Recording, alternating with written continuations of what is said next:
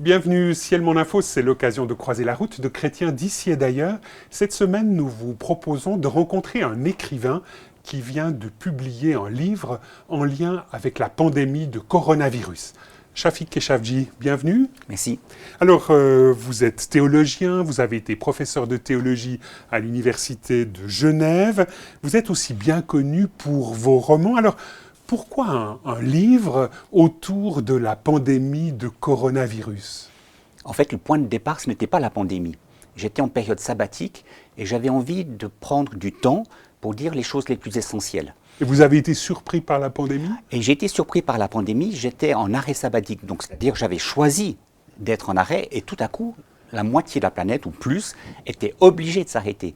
Et donc, toutes les questions liées à la pandémie venaient comme contexte global et je ne pouvais pas dire les choses les plus essentielles que j'avais envie de transmettre sans tenir compte de ce contexte. Alors, et tout à coup, ce contexte me donnait des idées pour dire les choses essentielles. oui, vous avez intitulé ce nouveau roman « La couronne et les virus ». Alors, expliquez-nous un peu le pourquoi de ce titre. Alors, je me suis rendu compte à un moment donné que beaucoup de choses de la foi chrétienne ne sont plus tellement compréhensibles pour les personnes qui sont en marge de l'Église et parfois même dans l'Église. Et tout le monde parle de coronavirus, et je me suis rendu compte que ces deux mots, couronne et virus, pouvaient dire des choses très essentielles de la foi chrétienne. Couronne, c'est la couronne de la vie, c'est la couronne de la grâce, c'est la couronne de la liberté. Et puis, virus, eh bien, on parle souvent de péché, mais on ne sait pas très bien comment parler du péché. Mais le virus, c'est quelque chose de parasitaire et qui vient perturber les relations. Et à partir de ces deux termes, la couronne et les virus, c'était l'occasion de revisiter beaucoup de choses de la foi chrétienne, dans un contexte plus global, mais aussi en faisant le lien avec la pandémie. Si vous aviez à dire un peu le genre littéraire, j'ai parlé de roman tout à l'heure, est-ce qu'on pourrait dire aussi plutôt que c'est une sorte de conte ? C'est Oui. un peu entre les deux ? Lorsque j'avais ce souhait de dire si je devais mourir bientôt et que j'allais dire des choses essentielles, on sait bien que les personnes aujourd'hui sont fatiguées, ils aiment bien plutôt des contes. Et je ne le dis pas du tout péjorativement, Jésus racontait des paraboles. Et nous faisons des analyses de paraboles, mais Jésus racontait des paraboles. Donc le style du conte, le style de l'histoire fait qu'on peut s'identifier. Alors j'avais envie d'écrire une sorte de conte avec une pluralité de styles, avec des paraboles, avec des récits, avec des histoires, mais aussi avec des lettres. Je suis surpris, frappé de voir qu'une bonne partie du Nouveau Testament, en fait, ce sont des lettres, ce sont des échanges. Donc, à partir de cette diversité de styles littéraires dans la Bible, je me suis dit, je vais m'en inspirer, et donc je vais essayer d'avoir cette pluralité de styles, mais dans une trame narrative où il y a un peu de suspense, il y a des renversements de situation. Alors, ce roman-conte illustre la rencontre entre... Est-ce qu'on ose dire vous-même, professeur, et finalement la Chine via une demoiselle qui s'appelle Mademoiselle Li? Oui. Alors, il y a beaucoup de choses qui sont fictives dans le livre, mais il y a aussi des choses qui sont réelles. C'est-à-dire que le point de départ, c'est un rêve que j'ai eu où une personne chinoise m'interpellait. Donc, c'est un vrai rêve au milieu de la nuit, et cette personne me disait par rapport à la pandémie, et Dieu dans tout cela. Et à partir de ce moment-là, j'ai été voir sur Internet comment les chrétiens en Chine avaient réagi par rapport à cette pandémie. Et j'ai découvert des poètes taoïstes, mais aussi des chrétiens qui étaient très actifs. Et à partir de ces personnages, peu à peu, il y a eu ce personnage principal du livre qui est là dans le roman, qui est apparu. C'est Mademoiselle Li, qui est une femme médecin, brillante. Qui vit à Paris. Qui vit à Paris et qui va être en correspondance avec moi. Et à partir de ce dialogue avec elle, c'était l'occasion de créer un pont aussi entre ce monde qu'est la Chine et le monde de l'Occident, et de créer des ponts, notamment parce que cette jeune femme découvre avec foi, avec bonheur, ces ponts entre la foi chrétienne et puis son héritage taoïste. En deux mots, donc c'est l'occasion pour vous de nous présenter ce qu'est le taoïsme. En deux mots, le taoïsme, c'est quoi ? Le taoïsme, c'est une des grandes traditions de sagesse en Chine. Il y a le confucianisme et le bouddhisme qui sont les deux autres. Mais le taoïsme est vraiment une tradition de sagesse où il y a des très belles choses. Il y a un livre qui s'appelle le Tao Te Ching. qu'on attribue à Lao Tzu. Et c'est un petit livre d'aphorismes. Ça ressemble beaucoup à des paroles qu'on peut trouver dans le livre des Proverbes, où il y a beaucoup de paroles sur l'humilité, sur l'écoute, sur la disponibilité, sur le non-pouvoir, sur le fait de renoncer à vouloir accaparer le monde. Et donc, moi, je trouve que c'est un très beau livre. Et comme disait John Stott, il faut constamment avoir the word and the world, la parole et le monde. Et il y a des belles choses dans le monde, il y a des choses problématiques, mais dans les belles choses de la Chine, on peut faire un lien entre la Bible et puis ces choses positives du taoïsme. Ça ne veut pas dire qu'on accepte tout, bien loin de là, mais il y a des éléments positifs qui viennent aussi de la Chine. Alors, ce qu'il faut dire, c'est que cette jeune femme, mademoiselle Li, elle est en lien avec son cousin, qui, semble-t-il, serait une figure, un lanceur d'alerte en lien avec le développement de la pandémie en Chine. Je voulais que le personnage principal puisse vraiment être cette personne puisse être attentive aux vraies questions, c'est-à-dire les questions médicales, les questions sanitaires, les questions de lutte au niveau biologique contre ce virus. Et effectivement, son cousin a le même nom que ce fameux lanceur d'alerte, Li Wenliang, qui est ce médecin qui, avant tous les autres, a dit il y a un vrai problème avec ce virus. Et qui, en fin d'année 2019, semble-t-il le 30 décembre, a été arrêté par les autorités chinoises. Donc il a été arrêté et puis il est décédé. Et on a vu sur Internet des textes qui ont circulé par rapport à ce Li Wenliang qui disait qu'il était chrétien. Et il y a un très beau texte de sa part où on voit que cet homme qui a lutté contre le virus, il dit « Tout ne s'arrête pas avec la mort ». Mais j'espère la couronne qui vient, la couronne de la vie éternelle. Alors, dans le roman, on ne sait pas très bien si c'est le même lanceur d'alerte ou si c'est le cousin. En tout cas, j'avais envie de mettre en évidence. C'est une romanesque. Voilà, tout à fait. Alors, il y a peut-être une citation qu'il est important de mettre en avant. C'est une citation que vous reprenez d'Albert Einstein. Qu'est-ce qu'elle dit, cette citation ? Alors, à un moment donné, dans ce livre, il y a toutes sortes de personnages qui viennent. Il y a cette mademoiselle Li, mais aussi une personne qui est un juif messianique. Et ce juif messianique va mettre en évidence qu'en Occident, nous avons perdu beaucoup de richesses dans notre lecture de la Bible après avoir perdu les racines juives. Et c'est ce Ruben, dans le récit, qui rappelle cette citation d'Einstein. Et je relis cette citation rapidement. Voici ce que dit Einstein. « Si on sépare le judaïsme des prophètes et le christianisme tel qu'il fut enseigné par Jésus-Christ de tous les ajouts ultérieurs, en particulier ceux des prêtres, il subsiste une doctrine capable de guérir l'humanité de toutes les maladies sociales. » Donc ça, c'est une citation d'une grande figure, d'un grand intellectuel occidental, une citation finalement qui vous permet de réaffirmer quelque chose de très important. Alors bien sûr, si je dis moi, Shafik Keshavji, c'est important, les textes bibliques, la tradition prophétique, c'est une chose. Mais lorsque quelqu'un comme Einstein le dit, et qu'on l'oublie dans la société, et ça c'est la grande interpellation que j'ai pour notre société, comment se fait-il que ces grandes figures qui rappellent l'importance de la Bible, l'importance de cet héritage judéo-chrétien, comment se fait-il qu'on l'ait autant oublié? Alors, je ne récupère pas non plus Einstein, il faut être très clair à son égard. Einstein avait une perspective assez philosophique, il était proche d'un penseur comme Spinoza, donc il n'avait pas cette relation à un Dieu personnel avec qui on est en relation, mais Einstein avait des très belles intuitions. Et cette intuition, notamment, de dire, si on revient aux prophètes de la Bible, si on revient à l'enseignement de Jésus, mais il faut s'écarter de ces ajouts qui ont étouffé cet enseignement, il y a de quoi guérir l'humanité de toutes les maladies sociales.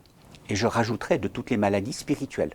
Et Ruben va être le porteur de ce message. Ruben, dans le récit, c'est un juif qui, après avoir lu cette citation, se plonge dans le Nouveau Testament et découvre avec émerveillement la figure de Jésus, le Messie. Et ça va créer des tensions avec son père, une figure très sympathique du livre qui s'appelle Gamzu. Eh bien, il y aura cette tension, mais le rôle aussi de Ruben, à partir de cette citation d'Einstein, c'est de mettre en évidence attention, en Occident, vous perdez quelque chose de fondamental. Et Einstein dit notamment deux choses très importantes. Il parle de la sanctification du sabbat. Sanctification et sabbat. Et je pense que ces deux mots sont très importants pour aujourd'hui. La sanctification, c'est le respect de la vie. Einstein avait une fascination pour les psaumes, mais aussi pour le respect de la vie. Et le sabbat, c'est vraiment cette pause choisie, le fait de s'arrêter. Le fait de s'arrêter pour remercier, le fait de s'arrêter pour contempler, le fait de s'arrêter pour prendre distance. Et l'Occident a beaucoup perdu à la fois de la sainteté de la vie et du sabbat. Et donc à partir de Ruben et d'Einstein, c'était l'occasion de reprendre ces thèmes. Par rapport au contexte de pandémie dans lequel nous sommes encore aujourd'hui, qu'est-ce que finalement cette tradition judéo-chrétienne peut apporter? Je pense que lorsqu'on découvre qu'il y a une très grande diversité de virus, il y a des virus biologiques, mais il y a aussi des virus spirituels, il y a des virus psychologiques, il y a des virus sociétaux. Et c'était aussi l'objectif du livre, de mettre en évidence cette grande diversité des virus. Je donne quelques exemples. C'est la méfiance, c'est le désespoir, c'est le fait d'avoir peur, c'est le fait d'être autosuffisant. Et donc par rapport à tous ces grands virus qui polluent notre société, qui polluent notre démocratie, qui polluent même parfois nos églises, eh bien le fait de les aborder et de voir que par rapport à ça, il y a la réalité de la couronne, des couronnes qui viennent de la tradition judéo-chrétienne et qui sont des couronnes de vie. Très concrètement, une des couronnes que nous recherchons tous, c'est la reconnaissance. Nous cherchons à être reconnus par les autres. Et c'est parfaitement légitime. Nous avons et la besoin. foi chrétienne, dans ce contexte-là, amène cette couronne de la reconnaissance. Alors, je pense qu'à partir de la figure de Jésus, mais des prophètes, nous réalisons qu'il y a une reconnaissance encore plus fondamentale que celle que nous pouvons recevoir de la société. C'est-à-dire, c'est une reconnaissance de celui qui est la source de la vie, celui qui est la source de la liberté, c'est celui qui est la source de la justice. Et cette couronne, c'est une couronne qui peut nous aider. Je rappelle aussi dans le livre, dans la tradition judéo-chrétienne, dans la mystique juive, la Kabbale, la première manifestation de Dieu, ce Dieu qui est infini, ce Dieu qu'on ne peut pas connaître, ce qu'on appelle Aleph, l'infini. Ce Dieu Donc cette première lettre de l'alphabet hébraïque. Voilà, tout à fait, c'est la première lettre de l'alphabet hébraïque. Eh bien, ce Dieu infini, Cantor, le grand mathématicien, va utiliser Aleph pour parler de l'infini. Ce Dieu infini, la première manifestation, nous dit la tradition juive, c'est la couronne. La couronne, c'est-à-dire, c'est la liberté, c'est la volonté, c'est la liberté, c'est le désir de plaisir que Dieu a. Il y a une volonté de désir et de plaisir. Et lorsque je pense qu'on retrouve qu'au cœur de la tradition judéo-chrétienne, il y a ce mystère d'une couronne qui veut la liberté, qui veut le plaisir de l'être humain, mais dans une perspective de justice, eh bien, ça va éclairer aussi des éléments très concrets de nos vies. Vous essayez aussi, au travers de ce livre, de répondre à certaines questions qu'ont monsieur et madame tout le monde par rapport à la pandémie. Mais qu'est-ce qu'on a bien pu faire au bon Dieu pour mériter ça? Quelles sont les pistes que vous essayez d'esquisser? Alors, ce qui m'a interpellé aussi, c'est qu'en Chine, il y a des poètes taoïstes qui ont essayé de répondre à cela. Et je pense qu'on peut aussi apprendre d'eux. Un des poètes taoïstes dit « Nous avons blasphémé contre le ciel et la terre. Nous avons perdu la vertu. Et c'est pour cela que nous sommes dans cet état. » Aujourd'hui, on n'oserait pas tellement dire cela d'une façon aussi claire. Je pense qu'il y a une part de responsabilité dans ce qui se passe. Lorsque nous vivons des déforestations, lorsqu'il y a des marchés d'animaux, où il y a des contacts entre animaux et humains, lorsque 200 millions d'animaux sont tués chaque jour, parfois dans des conditions inacceptables, il y a une responsabilité face à la création, face à l'univers, où l'être humain va subir des conséquences. Donc je pense que la pandémie va révéler tout cela, mais pas seulement. Nous sommes appelés aussi à lutter contre la pandémie, bien sûr à trouver des solutions. Donc la pandémie révèle des dysfonctionnements de l'être humain, dysfonctionnements de société aussi. Comment se fait-il que certains pays aient plus rapidement accès à des vaccins que d'autres? Comment se fait-il que au niveau de nos sociétés, certaines classes sociales ont été défavorisées? Voilà. Donc il y a des révélations de dysfonctionnement, mais en même temps, je pense qu'à travers cette révélation, il y a aussi des pistes pour nous en sortir. Alors concrètement, quelles sont les pistes que votre livre, La couronne et les virus, propose pour se sortir de la pandémie? Alors très concrètement, la personne qui est l'héroïne du livre, c'est une femme médecin, donc on va prendre au sérieux tout ce que les médecins, les analystes, les biologistes vont faire. Donc ça, c'est un élément fondamental. L'autre élément, c'est effectivement de prendre conscience qu'il y a ces virus qui sont en train de faire que nos sociétés sont malades. Et que dans la maladie de nos sociétés, eh bien, nous avons besoin d'une guérison plus profonde, plus fondamentale. Cette guérison, elle va passer par le fait de retrouver de la confiance, de retrouver de la solidarité, de retrouver, c'est ce que je disais tout à l'heure, le sens du sabbat, le sens de la sanctification de la vie. Et donc, il y a un travail en profondeur, et c'est ce que j'espère de cette pandémie aussi, c'est qu'on va retrouver le fait de pouvoir s'arrêter. Donc une nouvelle manière de vivre concrètement dans notre quotidien. Alors ça a des conséquences très pratiques dans la vie de chaque personne. Est-ce que nous reprenons au sérieux cet arrêt pour contempler la vie? Mais c'est aussi cet arrêt parfois dans le business agro-industriel, c'est-à-dire on fait reposer la terre.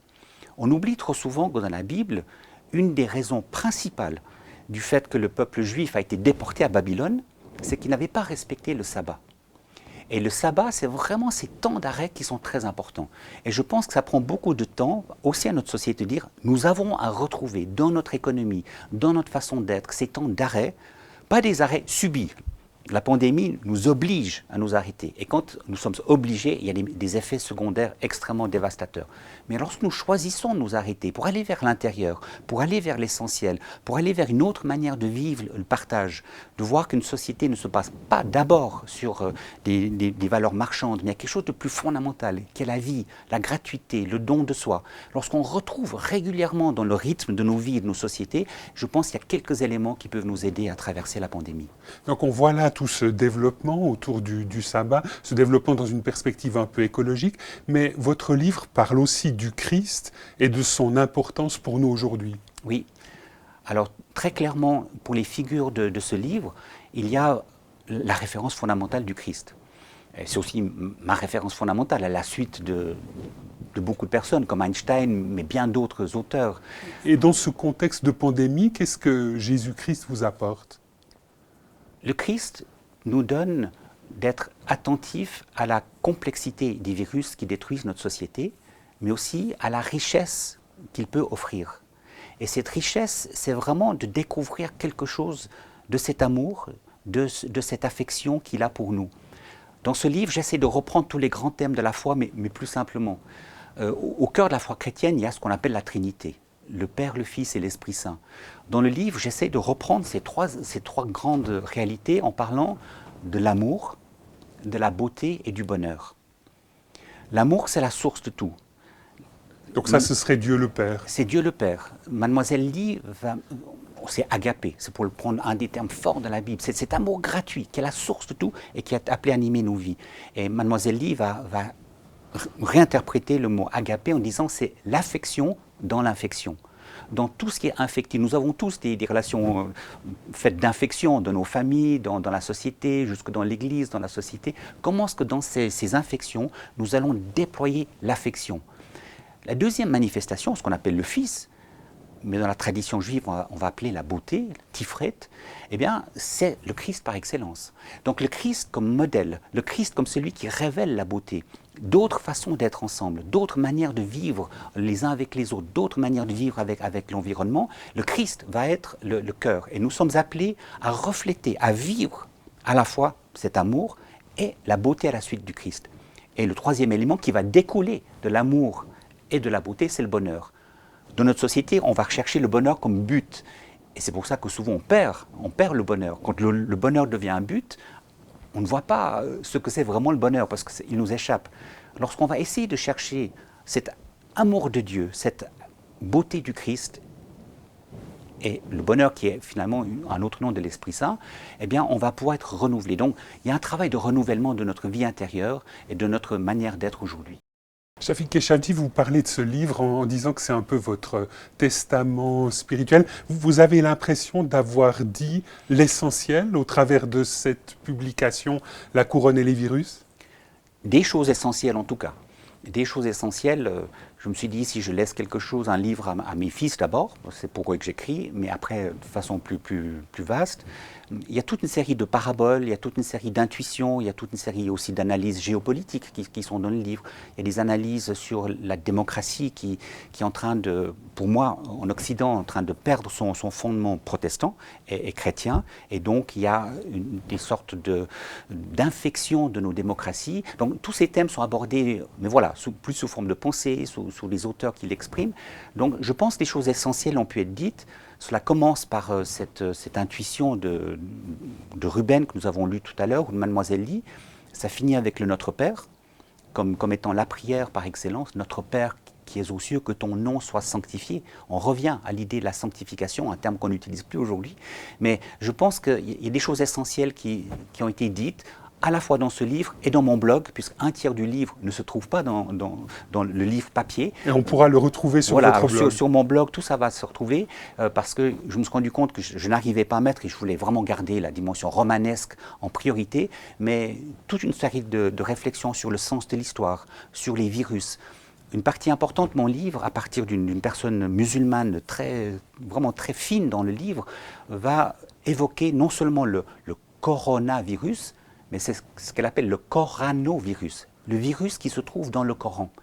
Et elle va critiquer ces virus qui sont dans la deuxième partie du Coran, qui ont infecté la vie de Mohammed quand il a eu le pouvoir, quand il a eu l'argent, quand il avait des esclaves sexuels. Bon, bref. Cette personne va dire il y a des virus dans nos textes sacrés. Et ça m'a obligé à me dire mais est-ce qu'il n'y a pas aussi des virus dans la Bible? Dans la Bible. Donc tout ça, si on souhaite le découvrir, il faut se rapporter à votre blog dont l'adresse apparaît maintenant sur l'écran. Oui. Chafik Keshavdi, merci beaucoup de nous avoir rejoints sur ce plateau de Ciel Mon Info. Je rappelle que vous venez de publier La couronne et les virus. Et si Einstein avait raison, avec un point d'interrogation, un livre qui est paru aux éditions Augustin et Hachette Pro. Madame, Monsieur, nous espérons que cette émission vous aura intéressé. Au revoir et à bientôt.